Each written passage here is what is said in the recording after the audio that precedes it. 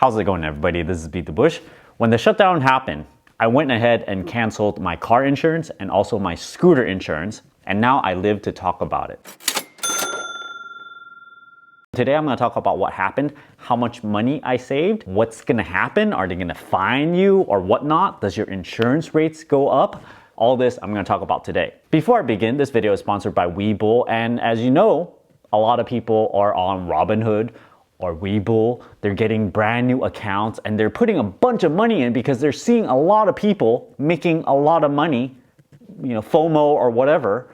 But right now they're giving away 2 free shares just for you to sign up and deposit $100. So the way I would play this is go ahead and open an account, but don't go around FOMOing into the stock market. You can go and get your 2 free shares of stock. This is what I recommend. But you might not want to buy into the market. I am not a financial advisor. I cannot advise you exactly what to do with this particular account. But right now, if you sign up, it will help out this channel. This is through my affiliate link down in the video description below. Now first, I'm going to talk about my scooter insurance. This is about $7 every single month, and I have it with Geico. They make you pay 1 year at a time, so what is it, like $100 or something. And I went ahead and canceled my insurance, and of course, whenever I cancel insurance of anything, I don't even move the scooter outside of my garage. It doesn't move. So I'm not driving it illegally or anything. Same with the car. Some people thought when I canceled the insurance, I'm canceling it, but I'm still using the vehicle. No, this is not the case. So what happened with the scooter, interestingly, is that I got a letter from DMV saying that they're gonna suspend my registration. Now, this is registration I paid for already. You have to pay for registration. This is in California. You have to pay for it every single year. And it seems like me canceling it with Geico, they send a message to DMV of California within about 2 months or so saying, hey, this guy, he canceled his insurance. And what it asks you to do in this letter is you have to go back on the DMV website and give them your policy number and everything saying that it's active. And then once you do this, you don't have to pay a fine to reinstate your registration.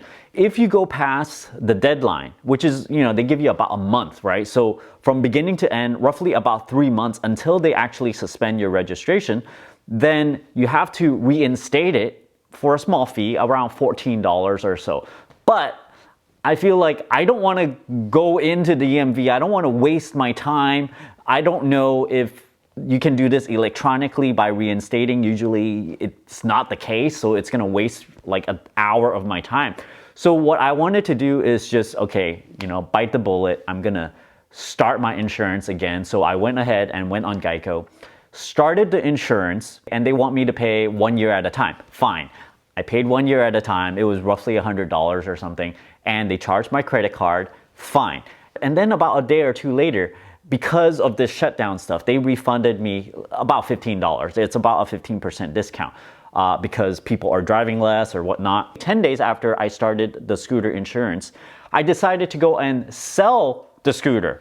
Now, I initially bought the scooter for $1,200, drove it for about 10 years. I sold it for $900, so $300 for the cost of the scooter for me, and also I have to pay for maintenance and stuff, but $30 a year for riding the scooter around is pretty darn good.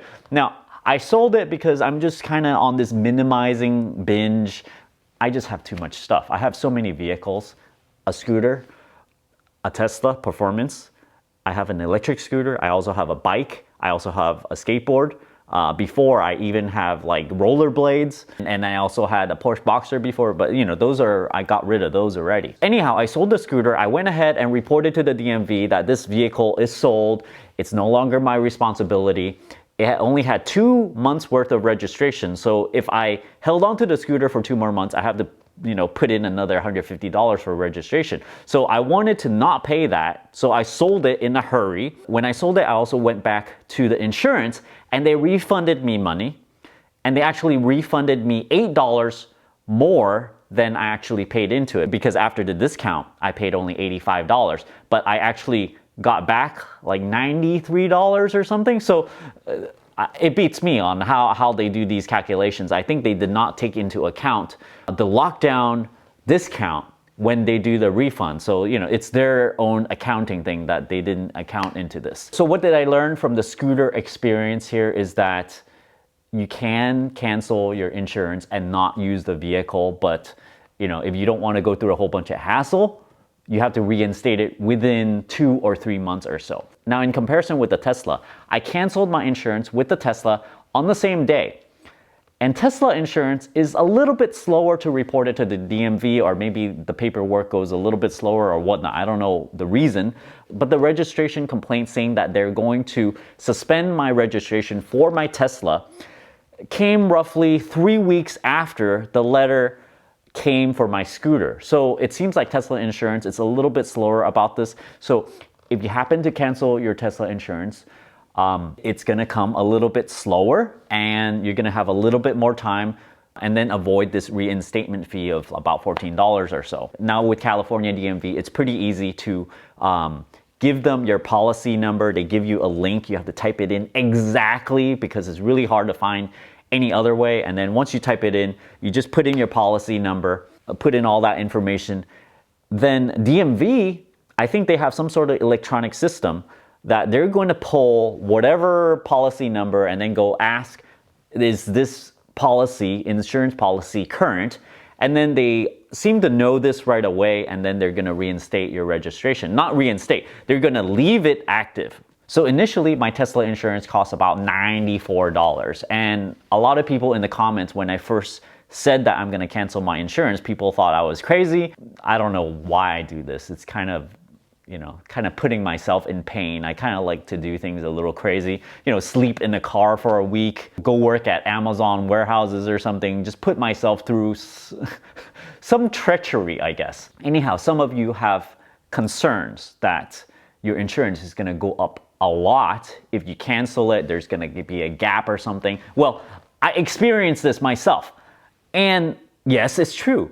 They will increase the insurance because I remember what my policy exactly is. And then when I got it requoted with Tesla insurance, it was roughly $6 to $10 more expensive. It went from 94 to 104. However, this is not what I paid. I actually lowered my miles usage from 7,000 to 5,000, and then I got it back down to like $94. So it's roughly the same. It's like $1 cheaper even. So I'm roughly paying the same.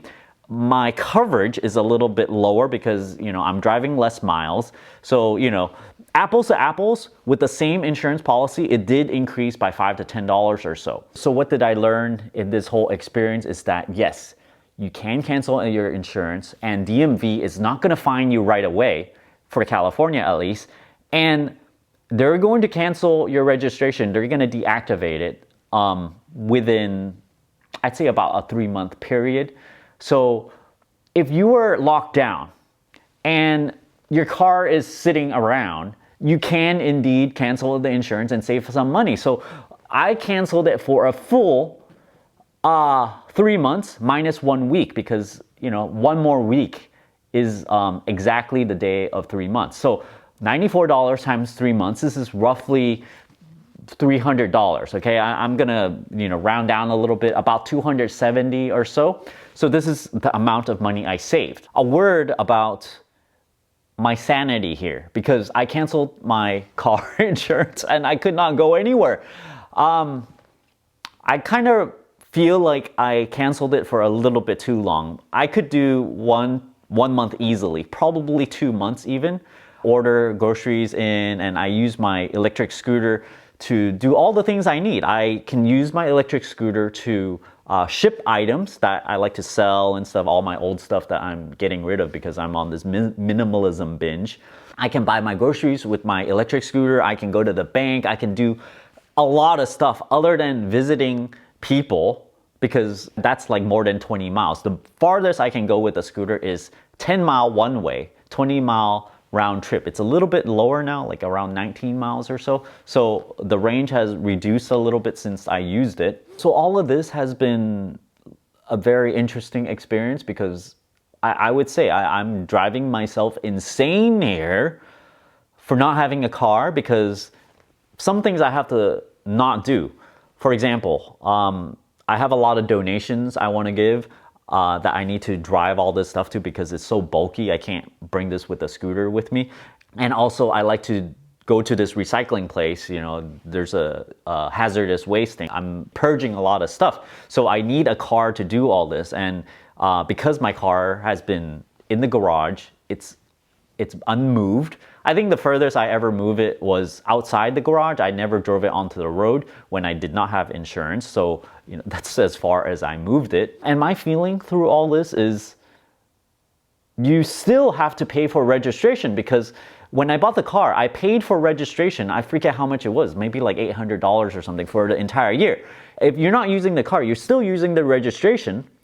You don't get a refund on registration or anything. So that part, you're kind of like wasting. You're just kind of burning. It feels like I abused it for leaving it there. Like I kind of abandoned it. Well, anyway, burning up a bunch of registration months, 3 months in total for the car. But I guess I saved $270, but then I didn't get to drive the car. I would say I can do it for 2 months, and I would say going forward, I might be able to, you know, do another month, cancel my insurance. For a different state, if you cancel insurance, you might get fined for this. So you really have to look at the laws for your own personal state. For California, I actually experienced it and I was ready to get a fine for it. And I, you know, whatever they throw at me, I was like ready to take, because I wanted to do it and find out what happens. Kind of like, you know, what happens if you quit a job and don't go back and, you know, try to make your money on YouTube. So thanks for watching this video. I hope this was interesting for you. I'm trying to share every little piece of knowledge that I picked up from going through this experience. And based on this experience, maybe you can cancel your insurance for, I don't know, a month. Maybe you can do it too if you're going on vacation for a month, right? I personally have never canceled my insurance when I went on vacation for a month. Now I know this is actually something I can do. If it's within a month, I can cancel it and then I'll come back, reinstate it. Okay, maybe my insurance will go up by $10, but then, you know, it'll be like this $90, $95 I would save. You can weigh if this is worth it for you or not. Thanks for watching, everybody. If you guys are interested in that Webull referral link, this is a free trading platform. You can get 2 free shares of stock if you deposit $100. Check out my referral link down in the video description below. And as always, push that like button. Let me know if you're gonna cancel your insurance. Comment down below and push that subscribe button and ring that bell icon. Thanks for watching.